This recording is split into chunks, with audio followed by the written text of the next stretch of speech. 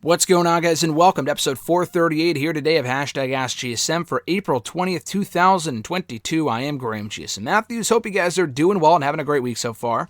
I am intentionally wearing my Matt Riddle shirt right now. I've never smoked a day in my life. I don't plan to, but in light of what day it is, 420, I thought it would be funny to do so. In years past, I've usually worn my RVD shirt, even including in college, when 420 would roll around. No pun intended. Like I said, I am as straight edge as it comes, but as they get. But you know, I thought it would be funny, so I'm currently wearing my Matt Riddle shirt. So if today is a day that you celebrate or honor or observe or whatever, I hope you enjoy it. But yeah, if you want to send in a question to the show, you could do so by tweeting me on the Twitter machine at WrestleRant with the hashtag AskGSM. Find me on Facebook as well, facebook.com/gram.gsm.matthews. Drop a comment on the post that I usually put up on Tuesday nights, if not on the wall itself. And last but certainly not least, drop your question down below in the comment section on this very video. I'll include your question in next week's edition. Thomas B's got a question via email that he sent in last week. I don't know if we've ever had an email question before, but I would obviously suggest doing it by Facebook, Twitter, or YouTube, but Thomas and I have communicated over email, so why the fuck not, you know? His question was, I'm curious if you can think of someone who, like Cody Rhodes, needed a change of scenery and was adored by the other company's fans while being booed in the other place, thinking of TNA and WWE mainly. So Cody Rhodes, before he left AEW, was largely booed by their audience. But due to the change of scenery, as you mentioned, and just it being a different atmosphere and it being the cool factor of Cody Rhodes being in WWE for the first time in many years, he's getting cheered. When has that happened? I'm sure it's happened. That is a good question because I really couldn't think of anyone off the top of my head. I'm thinking of people. There's a lot of cases of people where fans won't give a fuck about them in one company, but when they move to the other one, they might have a new lease on life. It feels like that happens a lot with the WWE people who leave or get released and then show up in AEW. I'm not saying they're mega over, but someone like a Ruby Soho, I don't think anyone really gave a fuck about towards the end of her WWE run. But in AEW, she was over from night one, and she still is very over. For as oddly as she's been booked in AEW, she really hasn't won much of anything of note in AEW at all over the last 6 to 7 months. But she still gets great reactions on the dark shows and on Dynamite, Rampage, whatever. Whenever she does appear, that is. So she would be an example of that to an extent. But you're asking who has been booed in their former company only to go to another company and get cheered. I really don't know. I'm trying to think of like...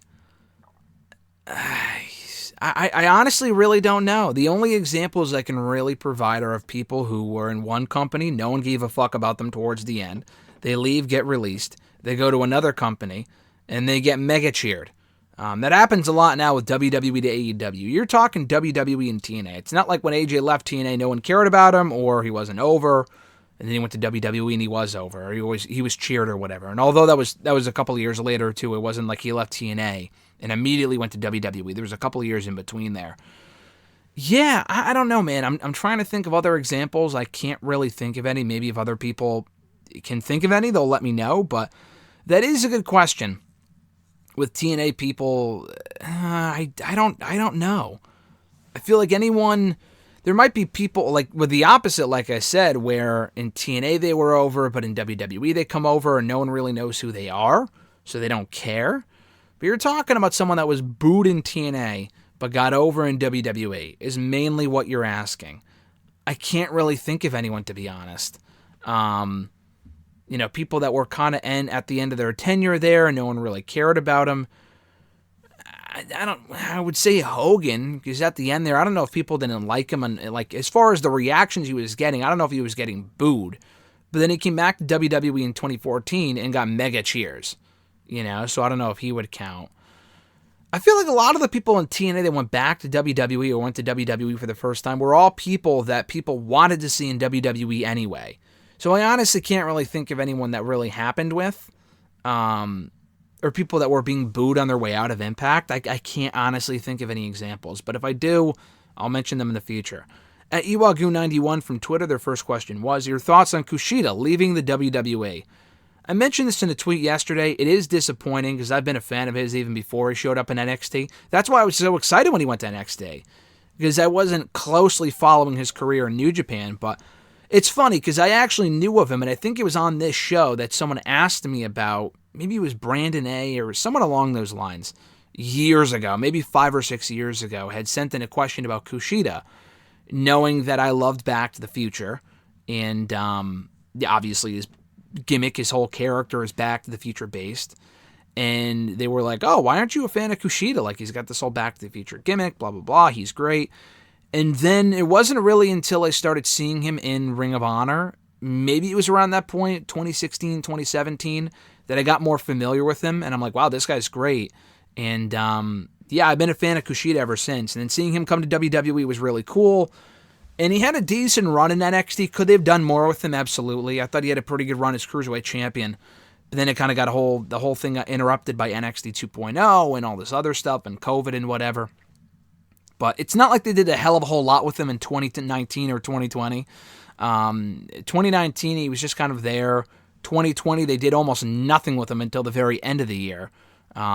He really wasn't featured all that much at all. So I can't blame him for leaving, just because it was clear his future in that company was capped off at a certain point where they were not going to bring him to the main roster. There was no more Cruiserweight division, and they didn't have any plans for him beyond the tag team stuff with Ikemen and Jiro, which I thought had potential, but if they were just going to be a comedy team, then there's no fucking point. So it is disappointing, but I'm actually happy he gets to go back to New Japan, or maybe even make a couple of appearances in AEW or somewhere else, like an Impact or something. Maybe reunite the Time Splitters, as people have mentioned, with Alex Shelley. That would be awesome. Or do like a mega Motor City Machine Guns Time Splitters trio tag team. I think that'd be fucking awesome to have Sabin, Shelley, and Kushida all on the, on the same team, fighting for trios tag titles somewhere. But yeah, no, it's disappointing that the WWE run didn't work out. I'm not exactly sure what I expected and how far I actually expected him to go, because he is a smaller guy. His English isn't the best. It is what it is. But yeah, hopefully he can go back to New Japan, be mega over there. And, I would like to see Kushida do more than just the cruiserweight thing. What do they call it over there? The open weight or whatever? Or the junior heavyweight championship is what they call it over there. He dominated that division, and he kind of had to leave New Japan when he did. He had been there for so long. He'd won that championship so many times. The tag team thing was cool, but it would be nice if he kind of moved up a little bit and did the middleweight stuff or the open weight stuff or whatever the fuck it's called, win the U.S. championship or the Intercontinental championship, which I don't know if I don't think they have that anymore because they unify the titles, I forget, but something like that I think would be cool for Kushida. I just feel like he was even in the Cruiserweight division in WWE for a while too. I just feel like he's above that at this point. He's done everything there is to do as far as the Cruiserweight stuff is concerned in WWE and in New Japan. To the point where now in WWE the division doesn't even exist anymore. So I would love to see him utilize that at a higher level over there, if not do something new entirely and be involved in AEW's Ring of Honor, AEW itself, where I feel like he would kind of get lost in the shuffle. I feel like he'd be the new Lio Rush, where they bring him in to do a couple of shots, he has a couple of cool matches, and then he just does nothing after that and he leaves. So I would much rather he go to the Ring of Honor subsection of AEW, so he might actually get television time there, assuming they find a television deal soon. But yeah, I think it'd be cool if he went to AEW's Ring of Honor or Impact or AEW itself for a one-off. Like, it'd be cool if he's a free agent and he's not tied to a 90-day non-compete. It'd be awesome if he just showed up on Dynamite tonight to do a one-off or to do something. I think that'd be fucking cool. Faced Bryan Danielson in a random match, you know what I mean? I think that'd be awesome. At Iwagu91, second question. Do you see FTR winning their second AEW World Tag Team titles off of Jungle Boy and Luchasaurus? We talked a lot about, who's going to be the team to beat Jurassic Express? I feel like this is the third time I've answered this question in the matter of a month. And I've always said Blackpool Combat Club really should be the team to take the titles, but the more we think about it now, FTR, they've got the Ring of Honor Tag Team titles. They got the AAA Tag Team titles. They don't need the AEW Tag Team titles, but their reign was cut short the first time. It would be a nice story for them to get those belts back and redeem themselves from 2 years ago. Beating Jurassic Express, having a nice run of those championships as well. If not them, I would say Blackpool Combat Club. But FTR are like the hottest thing. I mean, Blackpool Combat Club is amazing too. You really can't go wrong with either option. But, at this point, I probably would give them the titles at Double or Nothing. If it's not FTR, then it's got to be Blackpool Combat Club. But it's either one of those teams. I like Jurassic Express, but the time has come. By Double or Nothing, they got to lose the championships. There's really not much more you can do with them in this current role of theirs as the champions. I would much rather see Jungle Boy break off and do his own thing at this point. They had their title run, turn Christian Cage heel, and have him turn on Jungle Boy and be done with it. I mean, it's gone on long enough. But, yeah, FTR taking the titles. I don't know if they will, because I still think there's a legitimate shot of Blackpool Combat Club being the ones to do it. But I would be all for it. I think FTR are doing great work right now, and it would be great to capitalize off that momentum by giving them back the AEW tag team titles and completing the hat trick that way. I think that'd be awesome. Their third question, do you think Bryan Danielson will be the next TNT champion? You know, I didn't really think about this until you mentioned it. I would have never guessed Bryan Danielson being the next TNT champion. He doesn't really need to be, because he's in a league all of his own. It would be cool to see Danielson as the world champion at some point. The TNT title, listen, Danielson really wanted to make the most of the WWE's Intercontinental Championship. When he won it, 7 years ago? Then he got hurt, and that was kind of the end of that. I think he could really help elevate that TNT title, like Cody did when he first won it. When Cody, the title really started to go downhill for me. When Miro won it, that was awesome. I thought he had a fine reign. It wasn't great, but it was good. When Sammy won it off of him, I'm thinking, okay, he's the right person to win it. Felt a little premature, but whatever. And then he kind of went on to have a decent reign, but he was always an afterthought with the Inner Circle stuff. He loses it to Cody, wins it back from Cody, does the whole interim thing. They have 2 fucking belts now, which makes no sense. The whole thing is just stupid. So the title means nothing. They gave it to Scorpio Sky for a month, took it right off of him, broke his undefeated streak, which really meant nothing in the first place. So why not? I don't know, man. The whole thing was just kind of a waste of time. So if you really want to fix that title and make it mean something again, give it to Bryan Danielson. And the funny thing is, to why I never really thought of that, when you mentioned Bryan Danielson, I'm not sure if this is the reason why you mentioned Bryan Danielson's name, but he's been talking shit about Sammy on Twitter for a while now. Weeks, months, whatever. He's been randomly tweeting about how annoying Sammy Guevara is, while Sammy was still a babyface. Danielson is basically a tweener at this point. Sammy is definitely going to go heel. Full-fledged heel again, as he should. He and Ty are just a fucking annoying couple. So I think Sammy and Bryan would be a great idea. I don't know if he takes the belt off of Sammy now. I mean, I wouldn't mind that, but the championship has already changed hands a bunch in the last couple of months alone. I would probably wait a little while before giving the belt to Danielson, have Sammy beat people like Jungle Boy, and I don't know about Darby. He and Darby have already feuded a bunch, so maybe not that, but yeah, how would you get Danielson being the one to take the belt off of him? Danielson doesn't need it. And if there's another babyface that could really benefit from it, like a Keith Lee or a Swerve Strickland or someone like that, I would probably give it to them. But Danielson as TNT champion is not a bad idea at all. At Supersonic X 1991, what are your thoughts on what appeared to be the worst segment on SmackDown last week with Charlotte Flair embarrassing Drew Gulak? Honestly, I think everyone has had quite enough of her on television as of late, but attacking a wrestler turned broadcaster just crossed the line. You know, I didn't hate the segment. It was clearly designed to just get heat on Charlotte. Ronda wasn't there on the show last week. It was whatever. I really don't give a fuck about Gulak becoming a broadcaster, announcer, whatever. It really, listen, it's better than him doing nothing, I guess, like I said in my review here on the channel a few days ago. I guess it's better for him than not being on TV at all. It really doesn't do anything for me personally. I currently just don't care.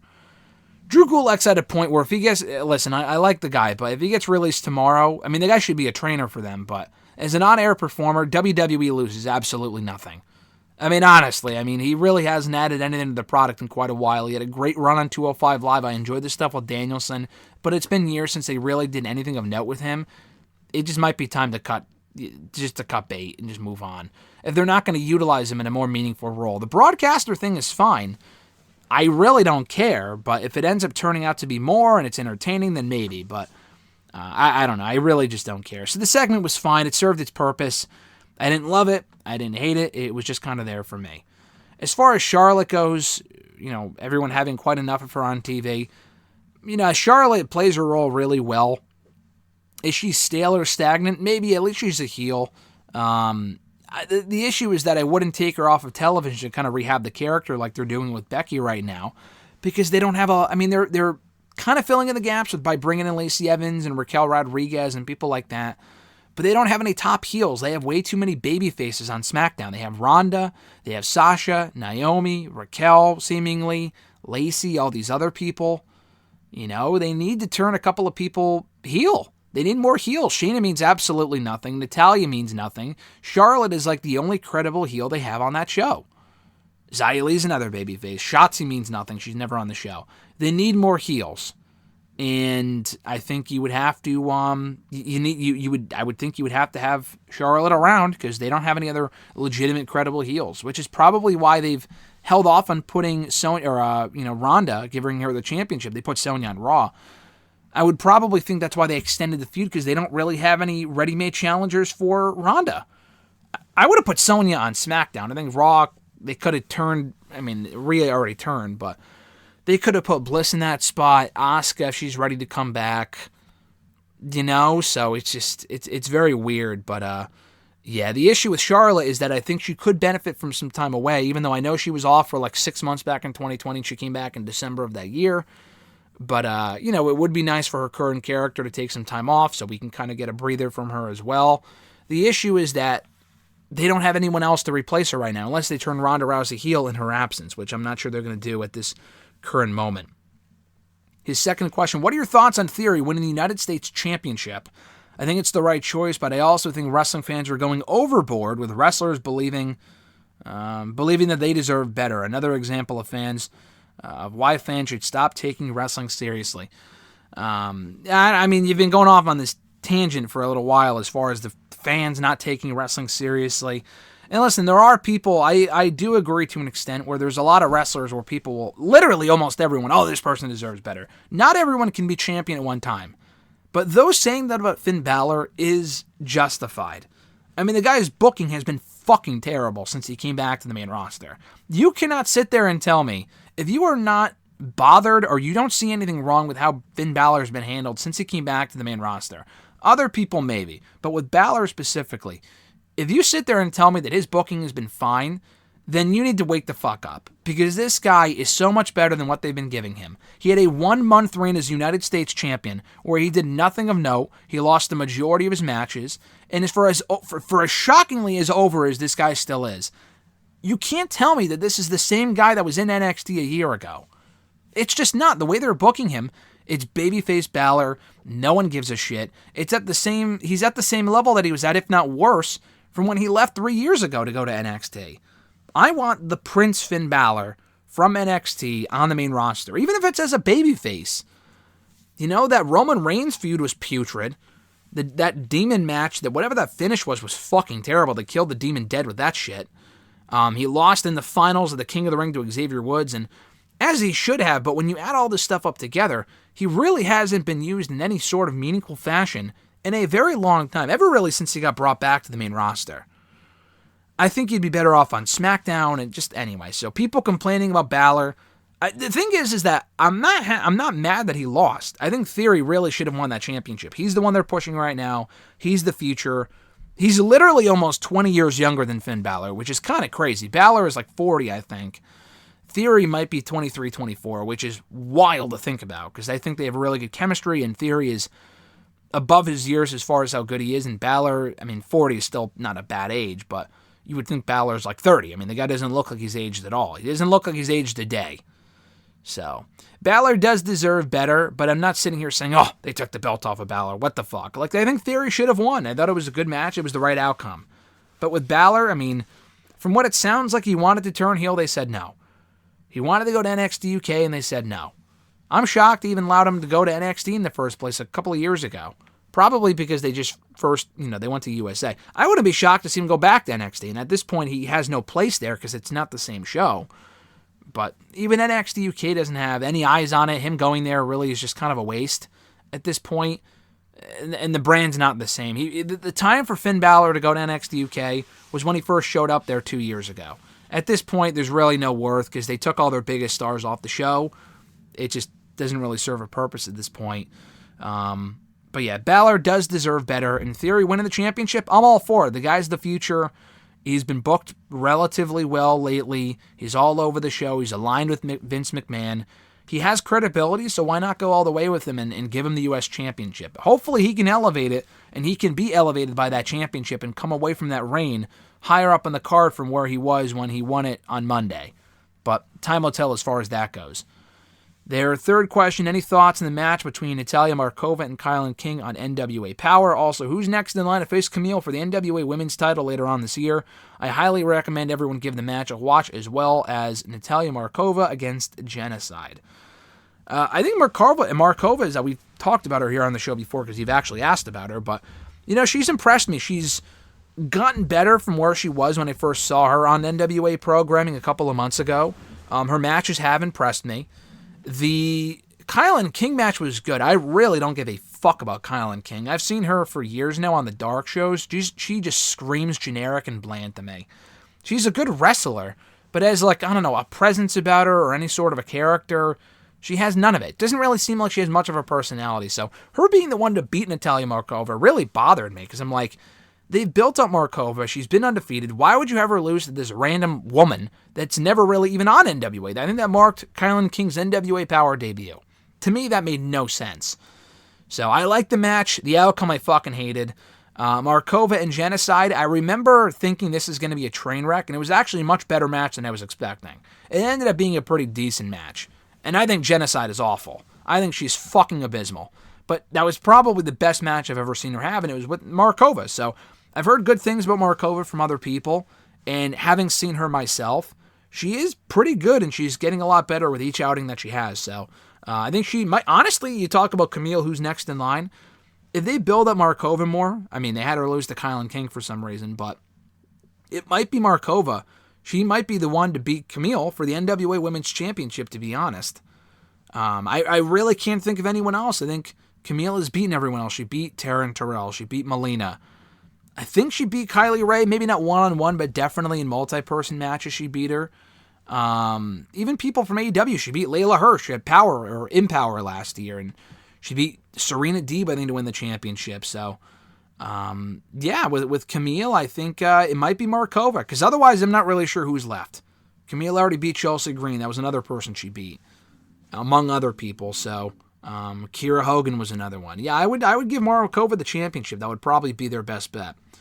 And his last question here, do you think the title unification is a bad idea? I feel like it's starting to feel like Raw has no world champion. Do you think Fox and the USA Network are not happy with this decision about ending the brand split?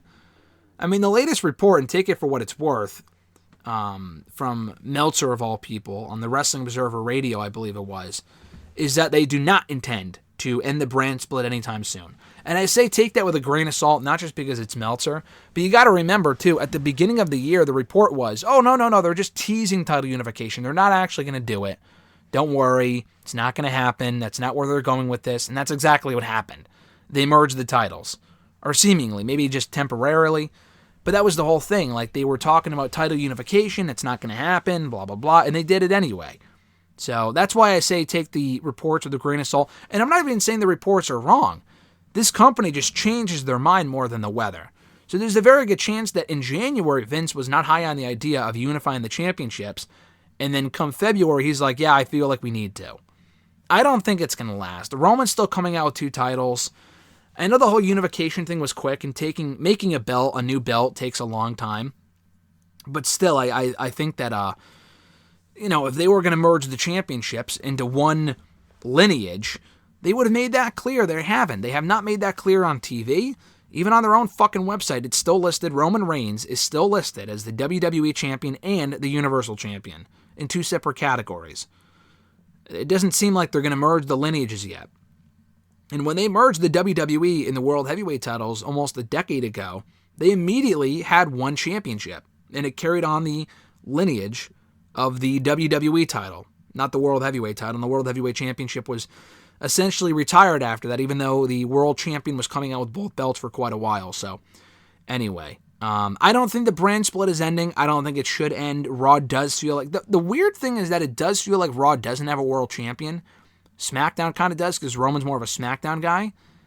But the thing is that Raw's been a better show. SmackDown has sucked. Even with Roman on the show, he's tried to be the best part of the show, and that's great, and he has been largely compelling. But Raw has almost had No Roman. He appeared on the pre- and post-WrestleMania Raws. Other than that, though, we really haven't seen Roman a hell of a whole lot on Raw, and the show has still been better than SmackDown. Still, on the whole. So, I still feel like they need to break the belts back up. You know, someone tried to tell me, they should keep them together to make the mid-card titles mean more. Since fucking when we had one world championship, the last time, I'm not talking about 20 years ago, the last time that we had one world champion, did they put any amount of effort into making the mid-card titles mean anything? They didn't. The one example that I could think of was the one the guy used when John Cena was United States champion. That is literally it. We had one world champion from late 2013 to mid-2016. We had the great Cena U.S. Open Challenge in 2015. Beyond that, the U.S. title meant absolutely nothing. Nothing. In 2014, Ambrose was champion for a while. He did nothing with the championship. Sheamus was a fine champion. No one really seemed to care. Rusev was a fine champion. It wasn't like this world title, though. Didn't feel like this important champion. Like, even when we had one world champion and Brock wasn't there, the mid-card title still didn't mean anything, and still were not headlining shows. The Intercontinental Championship was being passed around like fucking candy between Ziggler and Miz, and, you know, Miz made the championship mean something even when there were two titles, so it's not like it's going to help the mid-card titles if they keep the world championships unified. The mid-card titles do not mean anything regardless to this company. So don't even think that's one of the positives, because it's not. Like you said, I don't think Fox and USA are going to want to keep the championships on one show or the other for the long haul. They're going to want their own world championships because that just makes the most sense. And for as many people as this company has released and gotten rid of, the idea of one roster isn't bad, but the thing is that if they were to merge the rosters, we saw a sneak peek of this during the wild card rule era back in 2019. SmackDown was completely forgettable. I don't remember anything that happened on SmackDown in 2019 because all the storylines kind of transpired on Raw too. SmackDown was a complete waste of time. And it was from 2011 to 2015. Before the brand split was brought back, SmackDown sucked. SmackDown fucking sucked. They can't do that again. They can't. So I think we will go back to having two world titles at some point. When that is, I don't know. At Reborn Again, John Ritland from the Twitter machine and on YouTube, Real Honesty with John Ritland. Check out his work. It is great stuff. His first question was, so that double commitment ceremony on Raw, just why, he asks. That sucked. I actually really liked Raw on the whole this week. I thought it was a good show. The wedding shit was fucking terrible. I mean, that was really the only segment on the show, the only thing that really bothered me, because it was such a waste of time. And the 24/7 title stuff is always a waste of time, but they usually relegate it to like a 60-second segment in the back, and that's it. Not this week. They literally wasted probably 15 minutes on this dumbass wedding. And wrestling weddings in WWE are never really good anyway, but this was over something so silly, and R-Truth was funny. The rest of that was a fucking train wreck. It was just such a waste of time. Such a waste of time. Oh, man. The whole thing sucked. I think less said about that, the better. His second question, with the news of Jack Evans' AEW deal being up at the end of the month, who else could you see not being re-signed by the company? That's a good question. We've talked about this before, and I answered this a couple of months ago or a couple of weeks ago, whenever it was. Angelico, I would assume, has to be next. I don't think they use Angelico without Jack Evans. The team, the writing was on the wall for months now as far as their future. They have not been used in a very long time. There was really just, I think the team is very talented. They have not utilized them at a meaningful level since they signed them 3 years ago. So it would only make sense for Tony Khan to not re-sign them. Abaddon, I know you're a big Abaddon fan, John, and they've used her on Dark a lot, but she's almost never on the show. I've never been an Abaddon fan. You guys know that I talk about it here on the show any chance I get in my reviews and whatnot. I mean, I don't think she's any good, even if people like her. If they're not going to do anything with her, then why is she still there? Diamante, I'm not even sure, is actually signed. I think Abaddon, I thought she was signed to a full-time deal. I thought I saw the All Elite graphic a couple of years ago. Maybe I didn't. I don't remember. Maybe she already is on a pay-per-deal appearance. I'm not really sure. Or a pay-per-appearance deal, rather. Beyond them, Luther's fucking awful, but they could probably use him in a backstage role. So that's probably, I mean, I don't know if they would let his contract expire and then reassign him to a different deal. He really should just not be on television. If they want to use him as like a mentor backstage or as a trainer, as an agent or whatever, producer, that would be fine. As an on-air talent, the guy is just abysmal, so hopefully not him. Really, anyone you see on Dark. I mean, Tony Nese, I don't know when he signed through, but he has been a complete waste of a roster spot. I think Tony Nese is fine. I think he's a very good wrestler. I've met him before, very nice guy. I'm a fan of his. But it never really felt like they should have signed him. They have no use for him. He was brought in to do absolutely nothing. And they might be using him on TV now as a new client for Mark Sterling. Who gives a fuck? Honestly, who really cares? So he would be another one. I don't want to see anyone get released or not be re-signed, but at least they're making progress. I mean, they're not re-signing Angelico, or rather Jack Evans, who I really like, but there's no reason to really have him on the roster if you're not going to do anything with him. Marco Stunt was always a waste of a roster spot. He played his role well in Jurassic Express, but beyond that, the guy was a joke, so I'm glad they're not re-signing him. Joey Janela, you guys know my thoughts on him. Thank God he's gone, or is on his way out anyway. They're trimming the fat as far as that stuff goes. There's still more people that they could get rid of. I mean, they're probably still hiring more people than they're getting rid of, and if you're not going to expand your programming, and they already have a lot of hours of programming as it is, but it's still not enough for the roster they have. And Ring of Honor, having Ring of Honor helps. But, yeah, I don't know. Brian Cage re-signed, and hopefully they do something with him. Miro reportedly re-signed recently, even though we haven't seen him since, like, fucking November. Very weird. And even before that in September, because he got hurt. I don't know if he's hurt now or what the deal is, but, yeah, that's weird to me.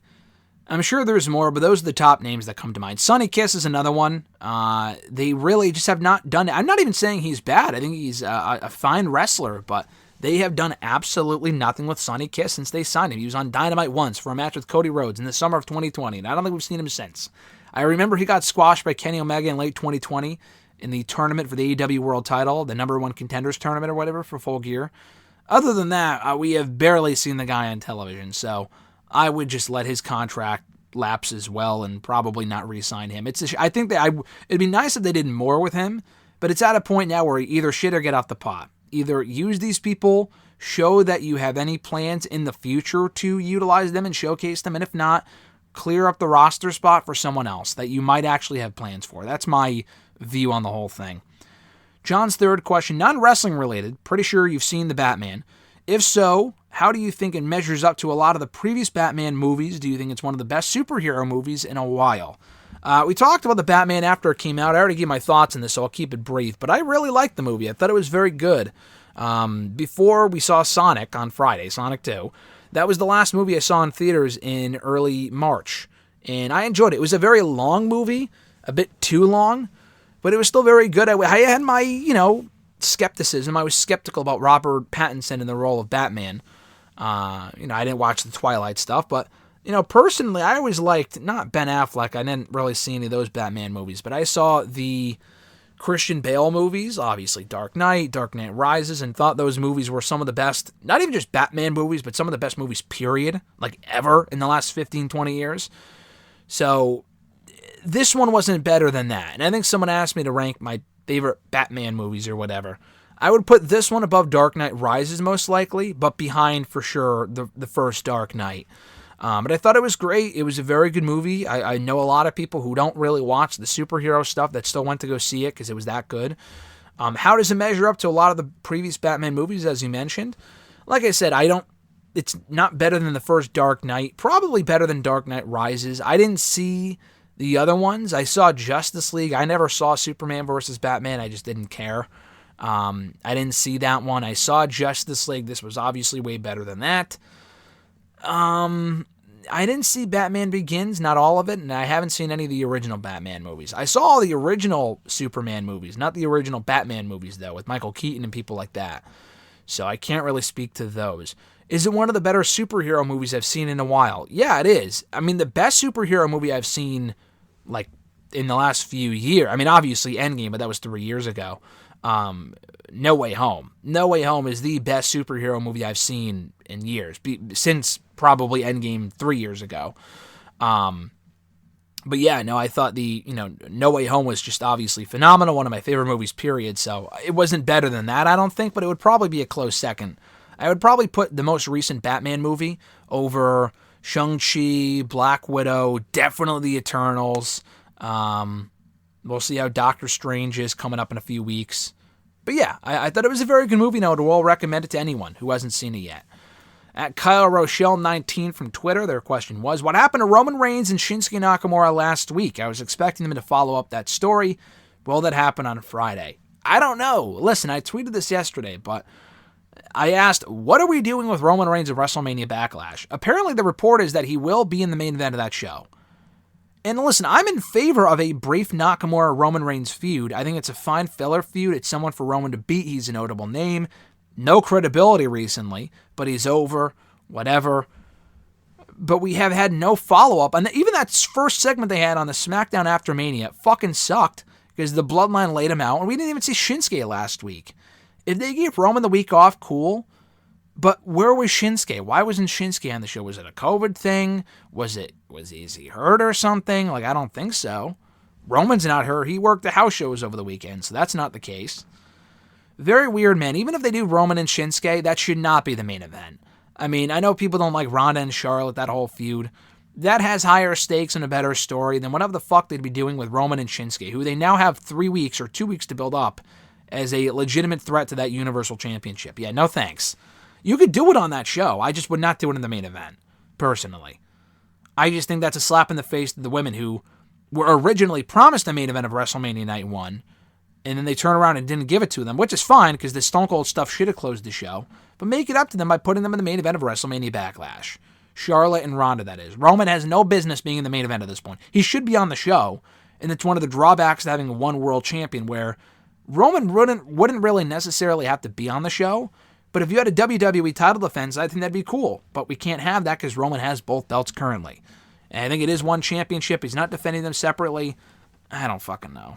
I really don't know. So maybe we will see follow-up on Friday. I would assume that, per the report, Roman will wrestle at WrestleMania Backlash. Who will he wrestle? Probably Shinsuke, because no one else makes sense. Nobody else makes sense. Unless Brock comes back as a surprise and we get that match again, which I would hope not, then it probably will be Roman and Shinsuke. I'm just disappointed with the lack of build or real creative input put into that program in recent weeks. The first segment sucked, and they weren't even on the show last week. And not only were they not on the show last week, they did not even acknowledge the angle. They didn't mention it once. It's not like Roman was on the show and Shinsuke cut a promo. Unless I missed something, Shinsuke wasn't even on the show. And they never even talked about the fact of what happened the week before with their world champion. Or on Raw. That to me is just weird. Kyle's second question. Even though I like Sasha Banks and Naomi as champions, there are no more opponents for them. Sasha deserves better than this. Which is funny because we had that rant earlier from Supersonic saying that everyone says that all these wrestlers deserve better. It's annoying. And here's Kyle. They probably wouldn't get along because here's Kyle saying that Sasha deserves better. But I do agree with him, though, about Sasha deserving better. He said, can Sasha go after Charlotte Flair or Ronda Rousey in the summer and become double champion again, or wins Money in the Bank in July? I agree. I think the Sasha and Naomi tag team has been fun. They work well together. The thing is, though, the whole division is a complete fucking waste. They constantly put together and break up tag teams. So usually in the end, on average, there are only like 2 teams around. A few months ago, it was Carmella and Zelina, Rhea and Nikki. And they gave the titles to the only other team in that division. Before they put other teams together, and they broke those up too. They put Rhea and Liv together, they broke them up. They already broke up Carmella and Zelina. Shayna and Natalya, I guess, are still a team. They're really not. They were just 2 random people that were put in that match at Mania. They really aren't a team. And that's about it. So, yeah, I like Sasha and Naomi. They really should just disband the entire division. I don't think people would like that very much. It might be seen as like, oh, it's a step back for the women. The belts really should have. If you were going to create the championships, you need to prioritize them. If you're not going to prioritize them, then just get rid of them. Don't pretend like you care when you actually don't. That's my problem with the whole thing. But yeah, Sasha should be doing more. She gets great reactions. She's one of their biggest stars, so the fact they really haven't done a hell of a whole lot with her as a babyface over the last 6 to 8 months to me is very weird. I wouldn't mind another Sasha-Charlotte program. That could be the SummerSlam match. I don't really know what else you do. I mean, maybe it's Charlotte and Lacey, but Sasha and Charlotte, 6 years removed almost exactly from their last SummerSlam match in 2016, would make sense. I mean, that would be a fine match to do, so you could do that. Sasha and Ronda rekindling their rivalry from early 2019 would also be fun. I don't know about the whole double champion thing again. We've seen that so many times. I wouldn't do that. I don't even know if Sasha needs Money in the Bank. I mean, you could explain that as far as her getting her way back into the title picture, but Sasha could merely just confront the champion and get a title shot that way. I mean, she is that big of a star where she really doesn't need the briefcase. I know I've made the case before, AJ should win the Royal Rumble. I mean, I feel like Money in the Bank, more so than even the Rumble, should be used to create new stars. We kind of got that last year with Big E. His reign as WWE champion was not the best, but they did create a new star with him. Nikki Ash was a complete fucking waste. I mean, she was a fresh face, but, I mean, that reign sucked. The whole character sucked, so I wasn't a fan of that. If it's not Sasha, who can you give it to? You know, Raquel just showed up. Lacey's an option. I don't even really know who else there is. Rhea would be nice. Rhea would, I mean, again, she doesn't really need the briefcase, but setting up her and Bianca as a future feud would make sense, so I would be okay with that too. There's a couple of options that you can go with and a couple different routes you could take with that, so I wouldn't give Sasha Money in the Bank, necessarily. She would, I was going to say the only 4 horsewomen to win the Money in the Bank, but that would not be true, because, Bayley won it 3 years ago. Charlotte and Becky have won have won the Royal Rumble. Bayley's won Money in the Bank. Sasha hasn't won any of those things, which is weird. But yeah, I wouldn't give her the briefcase, but I would put her back in championship contention before long, because in that division, once Charlotte and Ronda runs its course, which arguably it already has, they're going to need new faces in that division, in that title picture. Lacey would be nice. I don't know if she's ready for that quite now. I would kind of build up to that. And no one else is a ready-made challenger for someone like a Ronda or a Charlotte except for Sasha, so that's what I would do. At Jeremy8911 from Twitter, do you think Legado del Fantasma are main roster bound after Santos Escobar's feud with Tony D'Angelo is over? I don't think so. I feel like if they were going to call up Santos and those guys, they would have already done it. I mean, there were so many opportunities to do it, including after Mania. I just feel like they see those guys as NXT for life, like Dakota Kai, who could always show up on SmackDown, which is nice, but I think they see, I thought the same thing about Tommaso when he's on the main roster, but they should be on the main roster. They should have been called up by now. But I think they just see those guys as being an NXT staple, like Dakota Kai and Roderick Strong. I just kind of get that feeling from those guys, unfortunately, because I think they are capable of bigger and better things on the main roster and Raw and on SmackDown and whatnot. I don't know. It would be nice. I'm not saying it's impossible, but I'm not expecting it. Jeremy's second question, do you think Seth Rollins gets his win back over Cody Rhodes at WrestleMania Backlash by heel fashion, and then Cody beats Seth at Hell in the Cell to end the feud? I could see that. We need matches inside the Cell if they're going to do this goddamn pay-per-view. We need matches inside the Cell that actually, justify, that actually necessitate the stipulation. Cody and Seth doesn't feel like a blood feud inside Hell in the Cell, but it would be better than doing that than Roman's Challenger of the Month inside Hell in the Cell. Like him and Ray last year. It was a great match on SmackDown inside Hell in the Cell, but it did not necessitate the stipulation. Cody and Seth is probably, by that point, going to be one of the longer-running rivalries. Say what you will about the feud, but Ronda and Charlotte will probably be inside the Cell. And it should be, honestly. If you're going to have 2 Cell matches, it probably should be Seth and Cody and Charlotte and Ronda. If only one, then Charlotte and Ronda. I would still put the belt on Ronda at the next pay-per-view at WrestleMania Backlash, but you could do a third match, have Ronda win there again, inside the Cell. That's what I would do. And, is Charlotte lost inside Hell in the Cell? I mean, I know she beat Sasha 6 years ago. Has she been in another one since then, though? I don't remember. I feel like I know Sasha lost for a while before finally winning in 2020. What were the Cell matches last year? Bianca and Bayley. I know Bianca won that one. So, I don't know if Charlotte's been in another one since then. Maybe she hasn't been, or maybe she hasn't. I just don't remember. I don't fucking know. But either way, Cody and Seth would make sense, as well as Ronda and Charlotte, in my opinion. But yeah, I would have Cody go over in the... If Rollins wins at Backlash, I'm totally fine with that. It's really not that big of a deal. It's Rollins, it's pay-per-view, it's not the Rhodes return, it's the rematch built to a rubber match, and Cody wins that. I'm okay with that. At E13A from Twitter, their question was, what do you make of Jack Evans leaving AEW? I already mentioned that earlier. Like I said, he and Angelico are very talented. I actually really enjoyed the tag team, and I wish AEW did more with them. But it became apparent like a year or two ago, AEW, for as many people as they have, and they're still bringing in new people, they have never once prioritized Evans and Angelico. They have always been enhancement talent. They got what they could out of them as enhancement talent, and now they're letting Jack Evans go to make room for other enhancement talent. So I like Jack Evans. It's a shame. I don't really know where he goes from here. I thought he was a perfect fit, him and Angelico both, for Lucha Underground. And when that went under, no pun intended, there really wasn't any. I mean, it was cool to see him in AEW, but they didn't do anything with him there. So does he go to Impact? Does he go? He'll probably go back to Mexico full time, I would have to imagine. That's my guess. I'm not too broken up about it because I never really expected him to stick around, but I do wish they had done a little bit more with him than they did, on television anyway. Do you think Alexa Bliss will return anytime soon? Probably not. It could be after the next pay-per-view, but I think after the next pay-per-view, it's more likely what I was thinking about yesterday. They're doing Sonya and Bianca now. I think it's more likely Becky comes back after Backlash and they set up Bianca and Becky for Hell in a Cell. I wouldn't even really do that necessarily. I think it would be nice if Becky took more time off and we didn't see her for a couple more months. Because then the Raw Women's Division could use her, but they're not in desperate need of Becky Lynch right now. So that's what I would do. I would have her come back after Hell in a Cell, or for Hell in a Cell, if not after that, for Becky.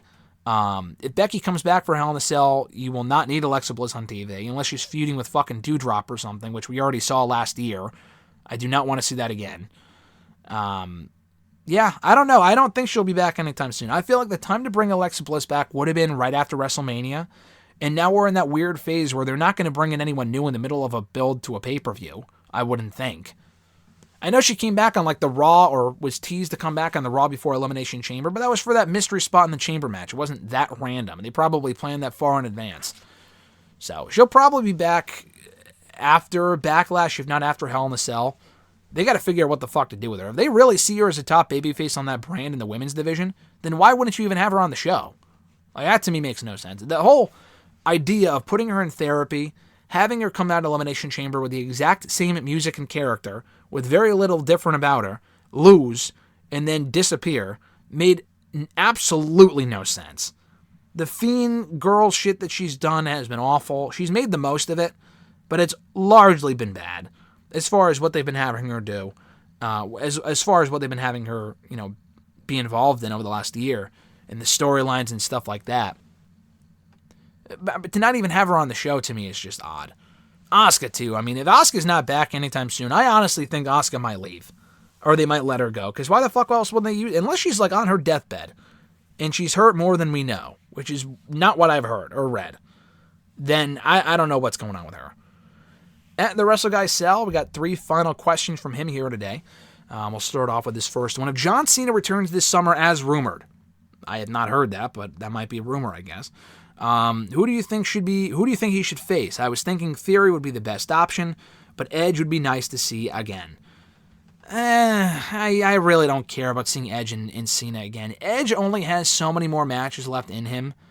Edge might only be around until next year. If Edge signed a 3-year deal and he's done next year, I really don't want... I mean, the Orton thing went on for a year. And I enjoyed it early on, but the Backlash match was completely random. He got hurt from that match. He was gone for 6 months. I've enjoyed seeing him work with... I mean, even The Miz. Listen, The Miz is not a fresh face by any means, but that's a fresh feud. And the feud was fine. He got to work with his wife during that program. The Rollins rivalry was great. The AJ stuff's been fine. I don't really want to see mix it up with people like Cena again, or Randy Orton again, or if Triple H was around, I don't want to see that again, or even Undertaker. Like, I'm good on that. I'd rather see him work with newer faces on... even honestly, he's not a new face, but even Brock. Edge and Brock has never been done before. Brock is not going to benefit from working with Edge, but at least it's a new feud we haven't seen. We've seen Cena and Edge a lot. They did it in 2006 for the entire year. They did it quite a bit in 2009. They even had a couple of matches in 2010. We've seen it enough to where I don't really need to see that feud again. So I really don't want to see that. If not Edge, then who? Theory is an option. Yeah, but I think it might be too soon for Theory. And I don't see Theory beating Cena. It might be like a Cena Corbin case from 5 years ago where they did the match at SummerSlam, Cena won, and that was it. Like, they never had any follow-up. Cena basically squashed him, and that was it. Corbin was way worse off after that. So I would like to see that match, but you could always do that later down the road. If Cena's not retiring next year, he could always come back years down the road and do one-offs if he wanted, if he's available. As far as other opponents, Cody would be interesting if Cody doesn't win the championship on that show. I still don't think Cena's confirmed to be coming back this summer, by the way, but if he does, Cody should be in the title mix, so maybe not necessarily that. Man, I wrote a whole article a couple of months ago about potential Cena opponents and who I could see him face. Rollins, been there, done that. Roman, been there, done that. Who else can Cena face right? I'm trying to think of, like, the newer people. You know, like, him and AJ, if anything. Him and AJ one more time would be a lot of fun. Since SummerSlam was where they had that amazing match 6 years ago. If we're going to redo any rivalries, run that back, if anything. Because it's been so long since their last match. And it's been a while since Cena and Edge, too. But I don't really care to see that. Thinking about the rosters now, someone like a Balor, if he went heel, would be cool. If they actually prioritize Balor, which I don't expect to happen. Man, there really isn't, like, any obvious options. You know, like, I feel like we've seen a lot of them already. The only other three names that come to mind are Bobby Lashley, Sami Zayn, and Drew McIntyre. I'll get to Sami in a second, but Bobby because they never really finished up their feud from 2007. Lashley never got that win over Cena. The thing with Lashley now is that he's a babyface, so it doesn't make as much sense. I don't want to see Omos and Cena, by the way, but, you know, Cena and Lashley would make sense to kind of revisit that rivalry. If Lashley was a heel, it would make more sense. He's not anymore, so probably not, but that would be a fine match to do. Drew, because they teased it years ago, and they never had that one-on-one match, and it's a match that Drew wants. I don't know what Drew's going to be doing at SummerSlam, but that would be a big win for Drew over a guy like Cena. And then Sami, not because it's a marquee match, but because Sami's doing the fun, comedy, goofy shit right now, and it might be fun as a little undercard match for Sami to be like, oh, I have issues with people in Hollywood like, you know, Johnny Knoxville. And then Cena comes out, and they have a little 5-minute match at SummerSlam. And they had a really good match with the United States Championship 7 years ago on Raw. So to run that back all these years later, now that Sami's in a different stage of his career, would be fun. And they had a fun match on Raw for as long as that lasted. So, yeah, I think that'd be cool too. None of them really feel like, oh, we need to see this match. So if Cena's not at SummerSlam, I think we're okay with that. Because, I mean, they need star power on the shows, but I don't know, if there's not one obvious opponent, it's not necessary he comes back. You know what I mean? Like a Keith Lee would have been cool, or a Karrion Kross, but all those guys, like those two specifically, have been fired. So, you know, you got to make do with what we have. And of the people we have on the main roster right now, none of them really jump out to me as like, oh, I really need to see this person against John Cena. You know, like Walter would be very interesting. Gunther would be very interesting. LA Knight would be fucking cool. I don't see either guy facing Cena at SummerSlam, though. He asked, how do you feel about the Ezekiel stuff? I've said this before in other reviews and on Twitter, but it's like a guilty pleasure for me on Raw, honestly. And that sounds weird, but, you know, they've made the most of it. Kevin Owens is really making it work. If it was the Ezekiel stuff on its own, I would probably just say, cool, whatever. And they're trying to make the most of it. Ezekiel, or Elias rather, wasn't really doing anything of note previously. Like, before he left, before he took time off, before they took him off the show, he wasn't doing jack shit. So honestly, if this is what they have him doing, it's something different. It might run its course eventually. I'm sure it will. They like to beat shit into the ground, or not do it for as long as they should, like the Happy Corbin, you know, bum-ass Baron Corbin shit from over the summer. That didn't go on nearly as long as it should have.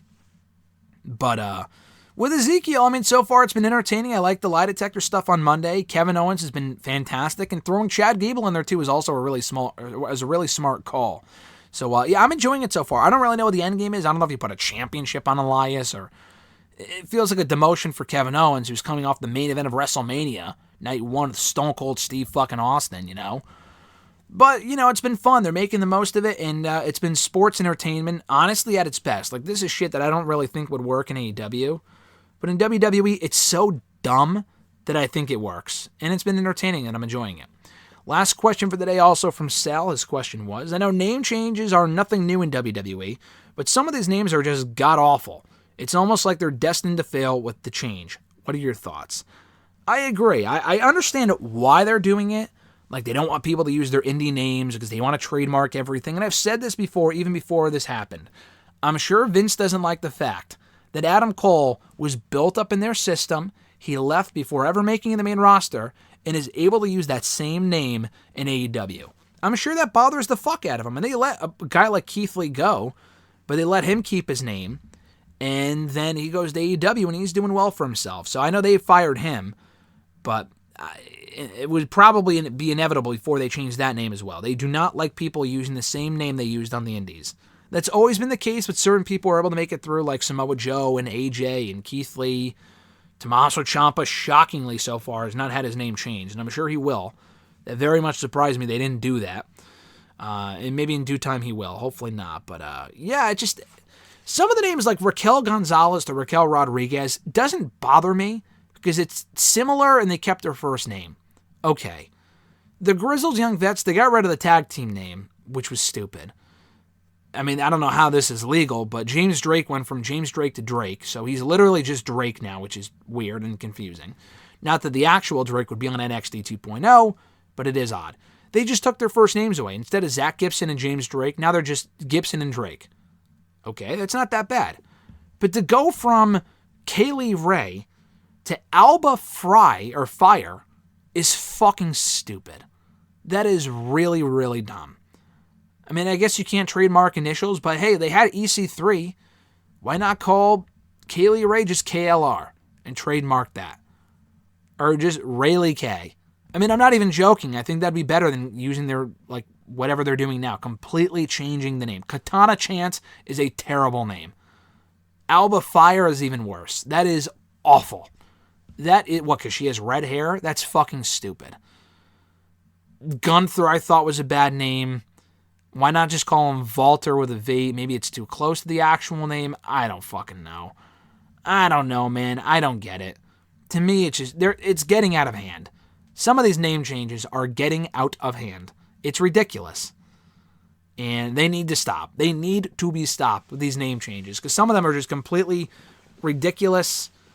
And, I mean, some of them they already changed in NXT before they got to the main roster, which was, like, fine. Like, if they changed Eli Drake to LA Knight, I'm sure we all fucking would have hated it. But because he did it when he first came in, it was weird, but we all got used to it. Like, just the inconsistency. Like, people have been going by these names for years in your fucking company. Why all of a sudden should they change it? They've gotten this far. Maybe change people like Roxy, who just came in. They changed their name to Roxanne Perez. I think that's fine. It sounds like Roxy. She wasn't Roxy in WWE previously. It's not like she used that name for 10 years. Like, why change people's names who we already know who they are? Why do Kaylee Ray and Walter, who have been in the system and been champions for years, have to change their names? That doesn't make any sense. It makes no sense whatsoever. So, again, as far as that stuff goes, I think it's silly. Some of the names are fine. Some of the names are just downright dumb. And if you have to change it, okay, but come up with better names than Alba Fire. I mean, that's literally pick the name out of a hat type shit. I mean, that is just terrible. And that's going to do it, guys, for episode 438 here today of #AskGSM for April 20th, 2022. Thank you, guys, as always, for checking out the show and sending in your questions. I appreciate it. If you want to send in a question, to the show, you can do so by tweeting me on the Twitter machine at WrestleRant with #AskGSM. Find me on Facebook as well, facebook.com/Graham.gsm.Matthews. Be sure to drop the question down below in the comment section as well on this very video. I'll include it as a question in next week's edition. With all that being said, guys, be sure to like the video as well. Drop a comment, as I mentioned, share the video, and subscribe to the channel for more daily content, including interviews. We had an interview with the man who plays the Rocky Johnson, the dad of The Rock, on Young Rock. We had him on here on the channel last week, Thursday or Friday, I believe. Joseph Lee Anderson, he was great. I think that was Friday. We had Sal Volcano from Impractical Jokers here on the channel on Monday to talk about his upcoming tour and a lot more. No rhyme intended there. He was awesome. Check out that interview. And we're going to have 2 more interviews coming in the upcoming days with the man who plays Andre the Giant on Young Rock, named Matthew Willig. He was great too. And Raquel Rodriguez, just mentioning, we just talked about her a minute ago. She'll be here on the channel in the next couple of days as well. So keep an eye out for all of those interviews in the days to come, and more footage from WrestleMania weekend. I finally put up the Cody Rhodes media scrum, from my perspective, late last night, so check that out if you haven't already, including a question from yours truly on the stream if you watch long enough. Have a great one, guys. Enjoy the rest of your week. I'm Graham GSM Matthews, and I'll catch your ass down the road.